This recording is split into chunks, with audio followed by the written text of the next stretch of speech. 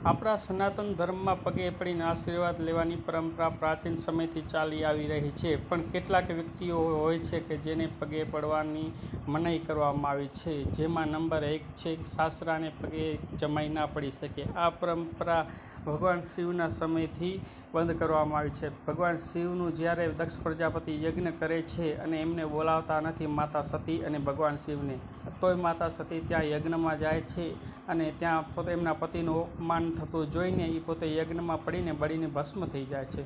આ વાતની જ્યારે ભગવાન શિવને ખબર પડે છે ત્યારે તે ત્યાં ગુસ્સે થઈ જાય છે, ક્રોધ આવી જાય છે અને ત્યાં જે દક્ષ પ્રજાપતિનું મસ્તક કાપી નાખે છે અને એટલા ગુસ્સે થઈ જાય છે કે દક્ષ પ્રજાપતિને શ્રાપ આપી દે છે. ત્યારથી જમાઈ ક્યારે સસરાને પગે ના પડી શકે, કારણ કે એનું પાપ લાગે છે. બીજી પરંપરા છે કૃષ્ણ ભગવાન અને કંસની.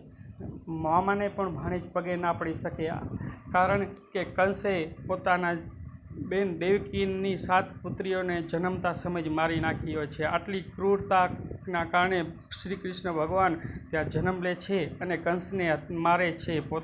કંસને મારીને પછી ત્યારથી એ નિયમ બનાવે છે કે ભાણેજ પણ ક્યારે પોતાના મામાના પગે ના પડે, કારણ કે મામા પણ પદભ્રષ્ટ થઈ જાય છે. જે મામાનો ધર્મ છે, કર્તવ્ય છે, એ કંસ નિભાવી નથી શકતા. એના કારણે મામાને ક્યારે ભાણેજને પગે ના પડવું જોઈએ, નહીં તો પાપ લાગે છે. અને ત્રીજી વાત છે એ કુમારી કન્યાને ક્યારે પગે ના પડવું જોઈએ, કારણ કે મા આદ્યશક્તિનું જે સ્વરૂપ છે એ કુમારિકા કન્યા હોય એમાં વાસ કરે છે.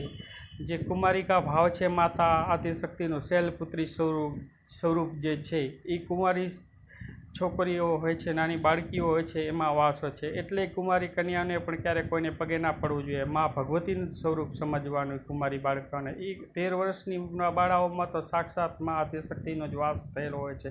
એટલે કુમારી કન્યાને પણ ક્યારેક કોઈને પગે પડવું જોઈએ નહીં.